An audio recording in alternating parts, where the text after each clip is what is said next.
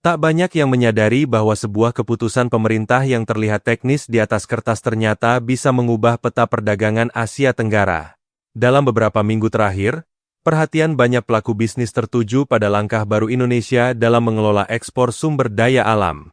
Langkah ini bukan sekadar perubahan administrasi biasa, tetapi dianggap sebagai salah satu kebijakan ekonomi paling berani dalam beberapa tahun terakhir. Bahkan, sebagian pihak mulai bertanya-tanya, apakah ini awal dari babak baru kebangkitan ekonomi Indonesia?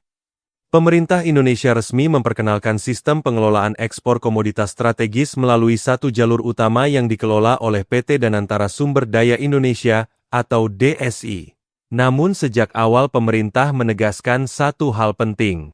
Kebijakan ini tidak akan mengganggu kontrak ekspor yang sudah berjalan. Semua aktivitas bisnis yang telah memiliki kesepakatan tetap akan dihormati. Sementara tata kelola ekspor dibuat lebih transparan, lebih tertib, dan lebih mudah diawasi. Bagi sebagian masyarakat, kebijakan ini mungkin terdengar rumit.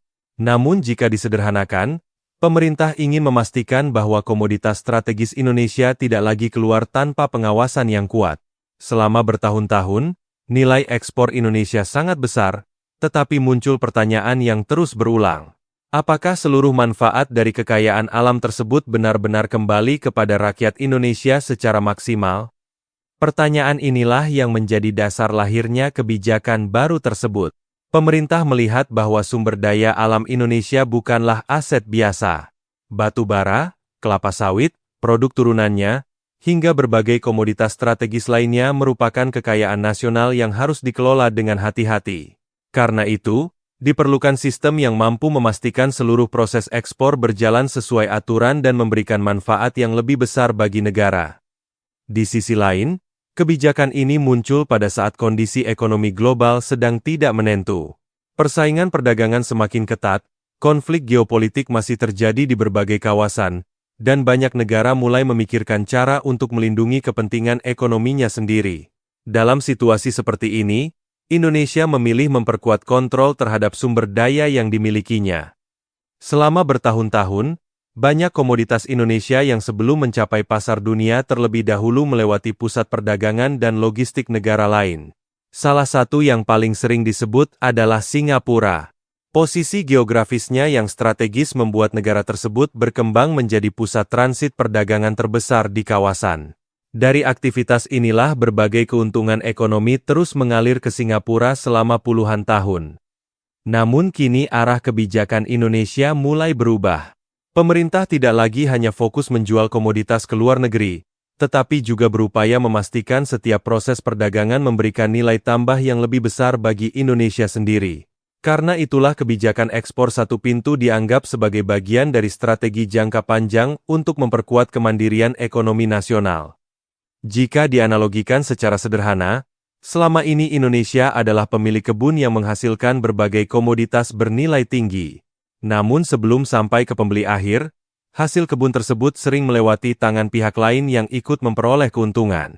Kini Indonesia ingin memperpendek rantai tersebut agar manfaat ekonominya lebih banyak dinikmati oleh negara sendiri. Salah satu tujuan utama kebijakan ini adalah mencegah praktik-praktik yang selama ini diduga merugikan negara. Di antaranya adalah under-invoicing dan transfer pricing.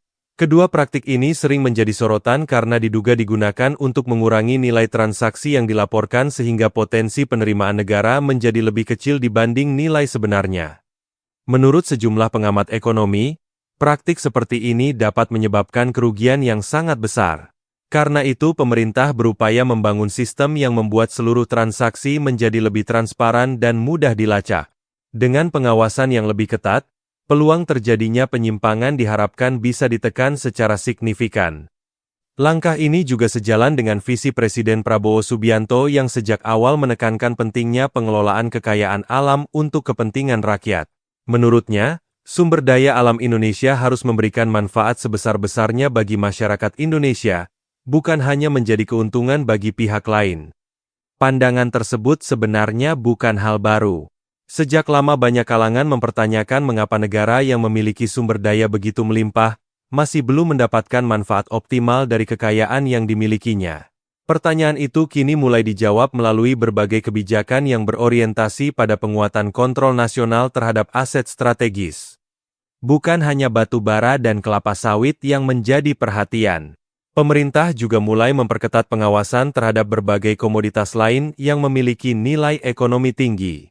Tujuannya jelas, memastikan bahwa kekayaan alam Indonesia tidak bocor melalui praktik perdagangan yang merugikan negara. Dalam beberapa tahun terakhir, pemerintah memang semakin serius menindak aktivitas ekspor ilegal. Salah satu kasus yang sempat menarik perhatian adalah penangkapan dugaan penyelundupan logam tanah jarang yang memiliki nilai strategis tinggi. Kasus tersebut menjadi bukti bahwa pengawasan terhadap sumber daya alam kini semakin diperketat. Karena itu, kebijakan ekspor satu pintu bukan sekadar soal administrasi perdagangan. Ini adalah bagian dari upaya yang lebih besar untuk memperbaiki tata kelola ekonomi nasional. Pemerintah ingin memastikan bahwa setiap ton batu bara, setiap liter produk turunan sawit, dan setiap komoditas strategis lainnya memberikan kontribusi maksimal bagi Indonesia. Tentu saja tidak semua pihak menyambut kebijakan ini dengan antusias.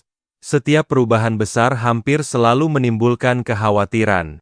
Sebagian pelaku usaha khawatir proses ekspor menjadi lebih panjang, sementara sebagian pihak lain mempertanyakan dampaknya terhadap hubungan perdagangan internasional. Namun pemerintah berulang kali menegaskan bahwa kebijakan ini tidak bertujuan menghambat perdagangan.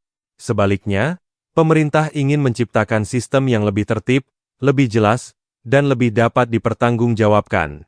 Dengan kata lain, ekspor tetap berjalan, tetapi pengawasannya diperkuat. Menariknya, meskipun muncul berbagai spekulasi mengenai dampak kebijakan ini terhadap negara lain, sejumlah pembeli utama komoditas Indonesia tetap menunjukkan minat yang sangat tinggi. Negara-negara seperti India dan Tiongkok tetap aktif mengamankan pasokan dari Indonesia karena kebutuhan mereka terhadap komoditas Indonesia masih sangat besar. Fakta tersebut menunjukkan bahwa posisi Indonesia dalam rantai pasok global masih sangat kuat. Dunia membutuhkan batu bara Indonesia. Dunia membutuhkan produk sawit Indonesia, dan dunia juga membutuhkan berbagai komoditas strategis lainnya yang dimiliki Indonesia. Karena itulah pemerintah merasa memiliki ruang yang cukup untuk melakukan penataan ulang sistem ekspor. Namun kebijakan ini sebenarnya bukan tujuan akhir. Ada agenda yang jauh lebih besar di baliknya, yaitu hilirisasi industri. Pemerintah ingin Indonesia tidak selamanya dikenal hanya sebagai penjual bahan mentah. Indonesia ingin naik kelas menjadi negara yang mampu mengolah kekayaannya sendiri sebelum dijual ke pasar internasional. Selama ini banyak komoditas Indonesia diekspor dalam bentuk bahan baku. Padahal nilai ekonominya bisa berlipat ganda jika diolah lebih lanjut di dalam negeri. Inilah yang menjadi alasan mengapa hilirisasi terus didorong sebagai strategi utama pembangunan ekonomi nasional. Jika hilirisasi berhasil berjalan optimal, manfaatnya tidak hanya berupa peningkatan nilai ekspor.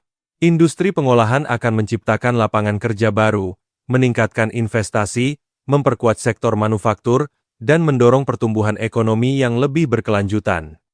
Dalam konteks yang lebih luas, kebijakan ekspor satu pintu dan hilirisasi sebenarnya saling melengkapi.